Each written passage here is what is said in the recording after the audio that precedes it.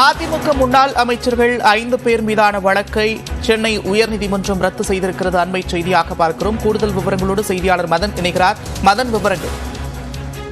கடந்த ஆண்டு ஜனவரி மாதம் கரூர் மாவட்டம் வேலுசாமிபுரத்தில் தமிழக அரசை கண்டித்தும் சட்டம் ஒழுங்கு சீர்குலைவை கண்டித்தும் அதிமுக சார்பில் கண்டன கூட்டம் நடைபெற்றது. இந்த கூட்டத்தில் முன்னாள் அமைச்சர்கள் KP முனுசாமி, MR விஜயபாஸ்கர், தங்கமணி, திண்டுக்கல் சீனிவாசன், நத்தம் விஸ்வநாதன் உள்ளிட்டோர் கலந்து கொண்டார்கள்.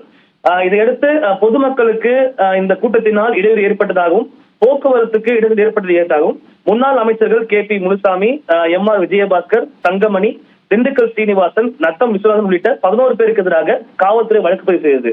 கரூர் நீதிமன்றத்தில் நிலுவையில் உள்ள இந்த வழக்கை ரத்து செய்ய கோரி முன்னாள் அமைச்சர்கள் KP முனுசாமி, MR விஜயபாஸ்கர், தங்கமணி உள்ளிட்ட 11 பேரும் சென்னை உயர்நீதிமன்றத்தில் வழக்கு தொடர்ந்தார்கள்.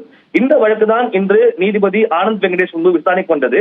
அப்போது ஜனநாயக முறையில் நடத்தப்பட்ட அந்த கூட்டத்தை சட்டவிரோதமாக கூடிய கூட்டமாக கருத முடியாது என்றும் அரசியல் பழிவாங்கும் நோக்கத்தோடு இந்த ஒரு வழக்கு பதிவு செய்யப்பட்டுள்ளதாக இவர்கள் தரப்பில் தெரிவிக்கப்பட்டது. இந்த வாதத்தை ஏற்றுக்கொண்ட நீதிபதி முன்னாள் அமைச்சர்கள் KP முனுசாமி, MR விஜயபாஸ்கர், தங்கமணி, திண்டுக்கல் சீனிவாசன், நத்தம் விஸ்வநாதன் உள்ளிட்ட 11 பேருக்கு எதிரான வழக்கை தற்போது ரத்து செய்து உத்தரவு பிறப்பித்துள்ளார். நந்தா, நன்றி மதன், விரிவான விவரங்களுக்கு.